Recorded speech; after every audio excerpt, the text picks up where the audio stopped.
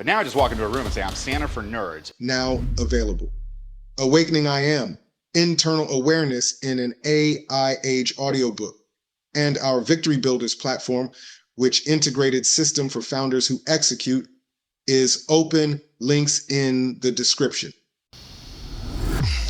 There are basic foundations that will never change when it comes to marketing assessments, whether it's digital marketing with AI. If you don't have the basic foundation, then you're not going to really be successful at it.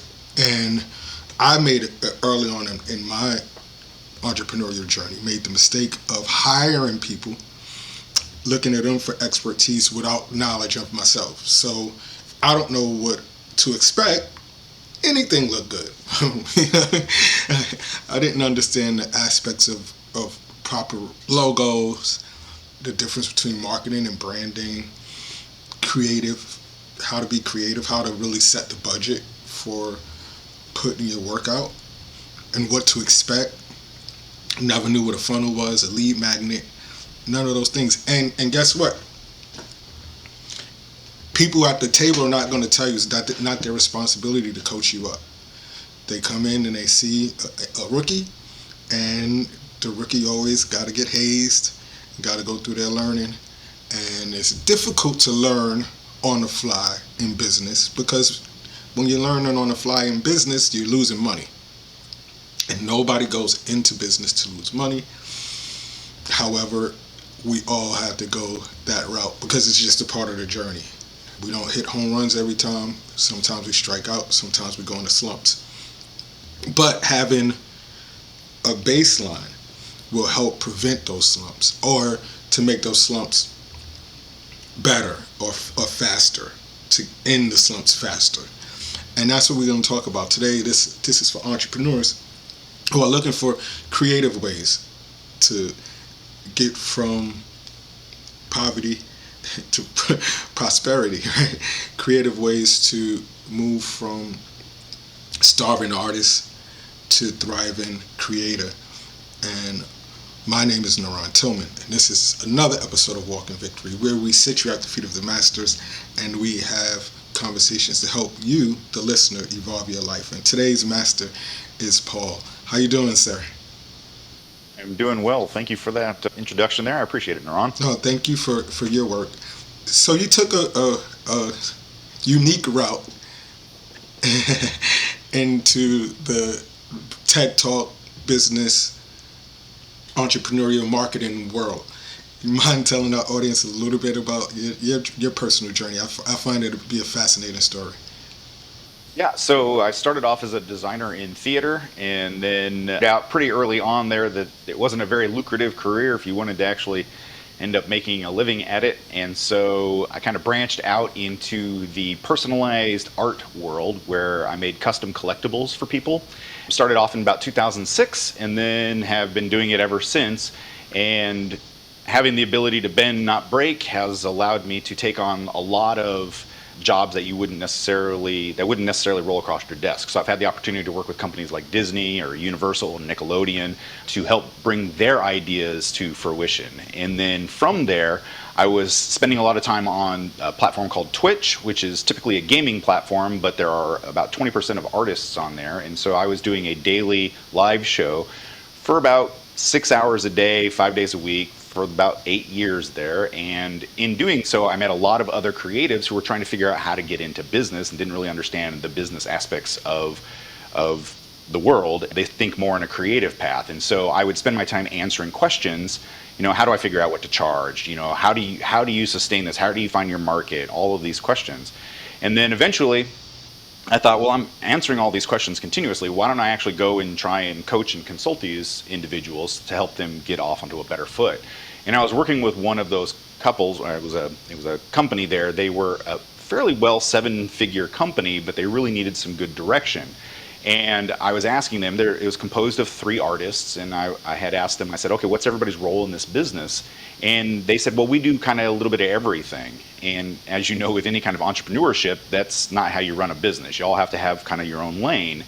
And so I said, well, how about tomorrow? They were huge gamer nerds. One guy had actually worked for Blizzard, who was the creator of World of Warcraft. So I said, why don't I come back tomorrow and we're going to play Dungeons and Dragons Business Edition, just so that we can all kind of figure out what everybody's role is. And instead of being like a wizard and a warrior, we're actually going to be your role in the company that you most align with. And then whenever we encounter bad guys, there would be challenges within a business, the person who has the most expertise in that area will be the one who leads the charge.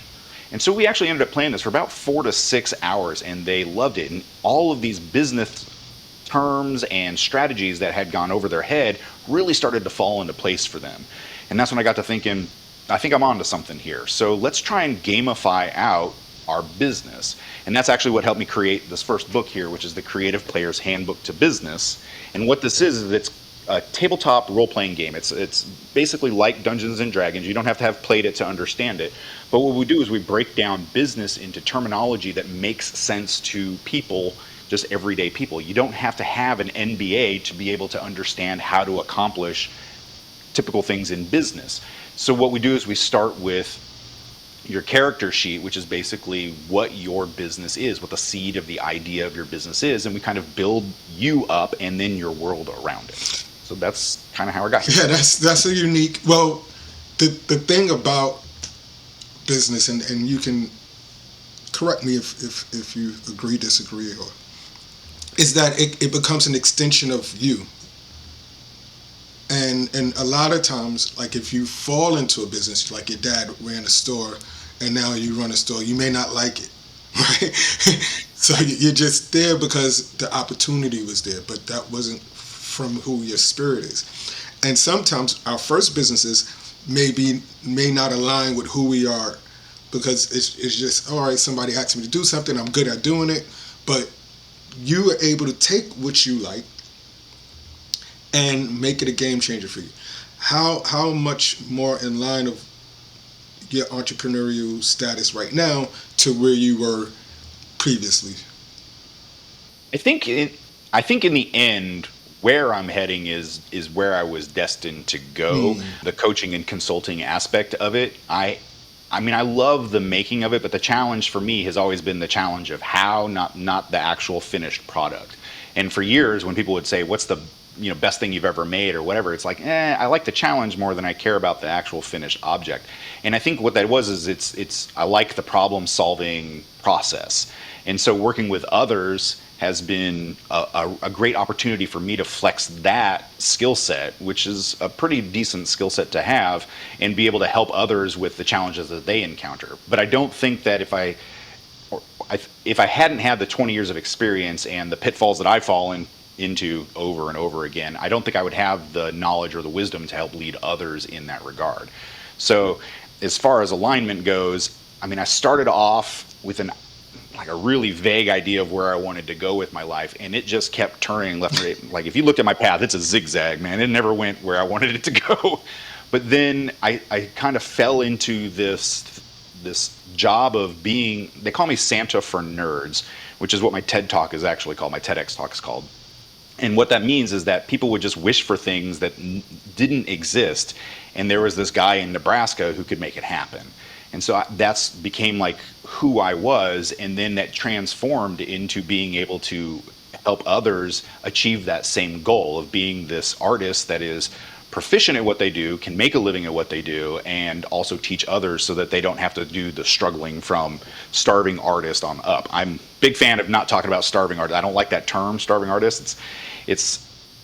To me, it drives me nuts, because it's like, no, we love art. Everyone loves art. You may not recognize it as that, but if you listen to music, drive a car, eat fancy food, all those things, that's all created by creative artist people, and we should elevate them rather than keeping them down. Yeah. How important is your creative brain with your analytical brain? Like trying to keep that creative fresh and still working through the solve problems. And I'm asking because that was very creative, taking that book concept and looking at the book from a storyboard telling way to make it simple for the average end user. But I'm pretty sure that was something that you wrestled with and really saw. And how important was your creative brain I would say it's probably like a 70-30 split. You've got to be creative all the time. And I think I'm just so in it right now that like I've been doing it for so long that I don't really see the divide anymore. Everything that when I approach business, I approach it from a creative point of view. And let me tell you, I've been told many times that's not how you do it. That's not how you do it. But it's still working. So it's working for me. So it can work. I like to tell people that when, the way it's always been done or the way that we do it, I like to put those in quotes because that's one person's solution to a problem that they had that worked and other people can emulate it, but it is not the only solution. And so you have to be creative in that regard to kind of move through all of the trials and tribulations that you're going to encounter. Currently, right now, as a creative coach, it's really hard to even find the people who would need the coaching because we kind of have to hide ourselves within the frameworks of these other business terminologies. I'm on LinkedIn looking for creative people and it's all business minded people. So to have to sit there and parse through all their information to find those little nuggets, they're kind of hidden because we know that we can't walk proud because then we should be lesser, we should be starving artists, or that we kind of have to figure out how to position ourselves so that we can be noticed in a world that works on the way it's always been done. Yeah, the rewards are going to people that has this stigma where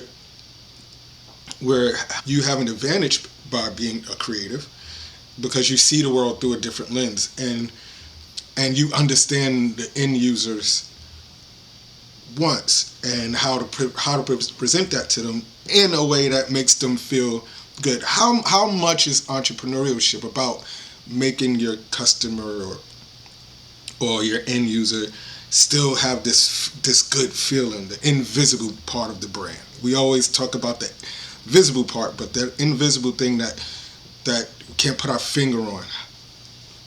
I think that if you want an honest answer, 90%. 90% goes invisible. The things that I've spent years building have been what I call creating tangible memories. So like capturing a moment in their life and letting them live through that object.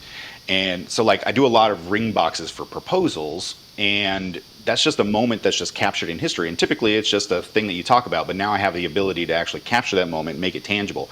Every time they view that, they're transported back to that time, to that moment that would otherwise just have gone off in the ether.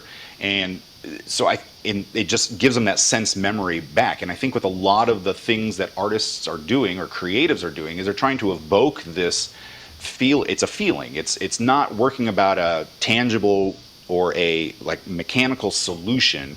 We're dealing with emotions a lot of the time or feelings. And so we have to create things that transcend utility and work themselves into the unknown, the unseen aspects of our brain. So I would say 90% of what I do and what a lot of other creatives do is intangible versus the utilitarian 10%. When you're working on your TED Talks, how important is it for you to really visualize your set or are you at that place where you can ask them that this is the way I want everything to look when it's set up, or this, because when you're starting, they just say, hey, you got an opportunity, but you've probably reached a place where you are in line with more of the creative aspect of your talk too.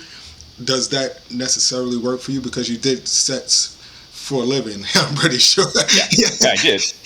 Yeah, that's at my training. And what was funny is when I originally pitched my TEDx talk, that's what got me the stage. But then when I worked with the producers of the TEDx, they told me to scrap the talk altogether. I was going to talk about creativity and how it's useful for humanity. And they said, no, we don't want that. We actually want to learn about Santa for Nerds. We want to learn about you and your art. And if you can you bring samples of what you make so that you can show it off to everybody?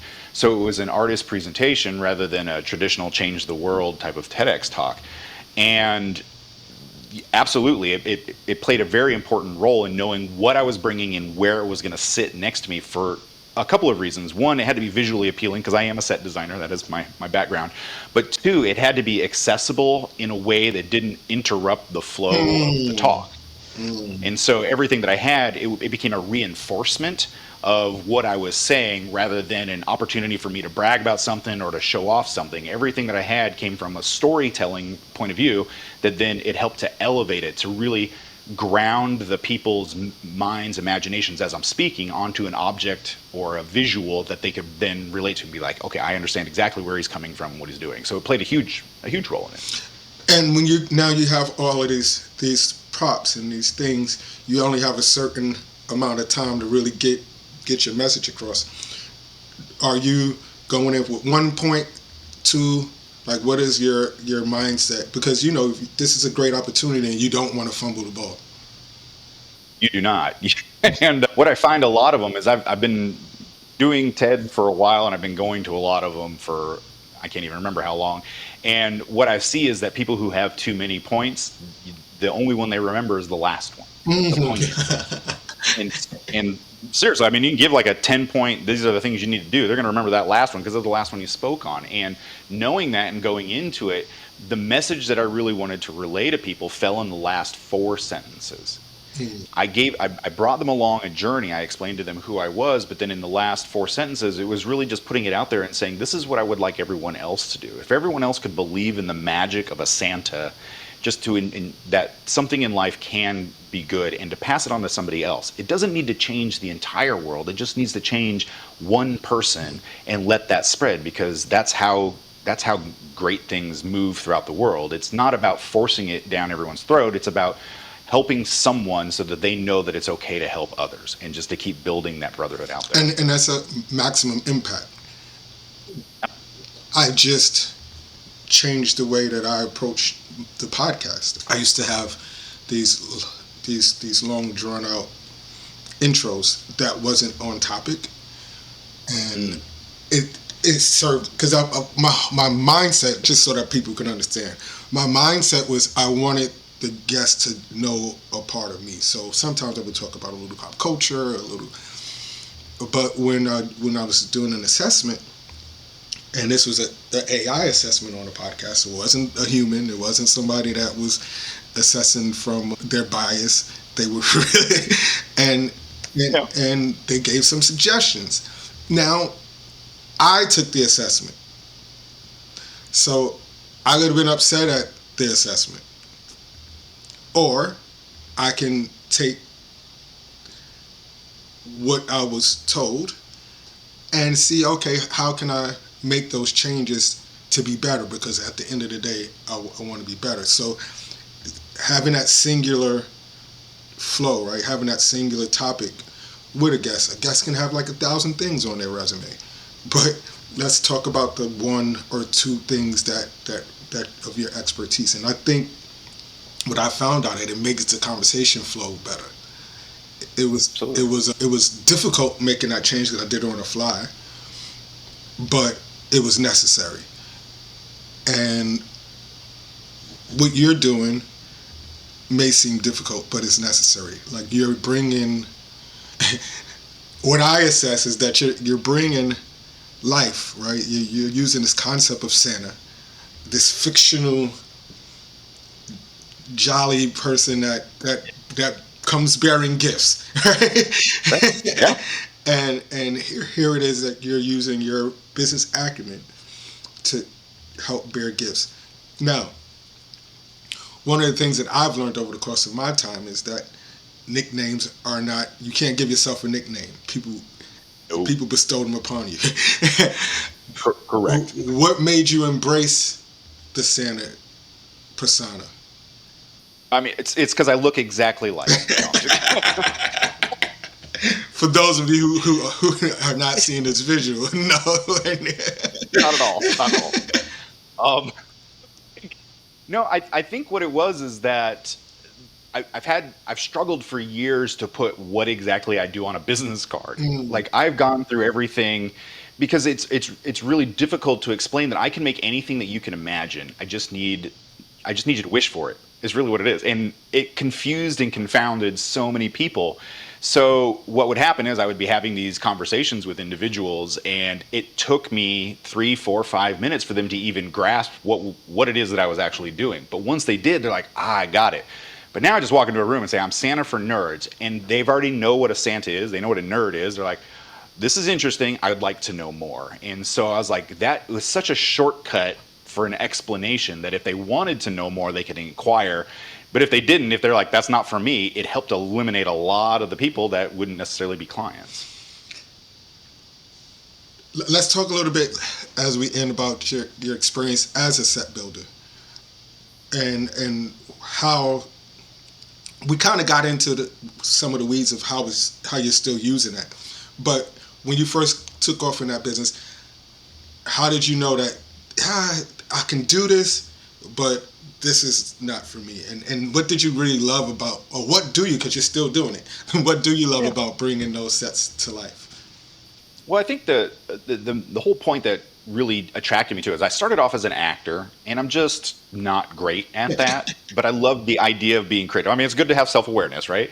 I'm just not a very good actor to be on stage with, because I'm bad with memorizing lines. I love being on stage. I love the presence, but I was told pretty early on in my career that I would never be cast again because I'm just horrible to work with because you can't remember your lines. Fair enough.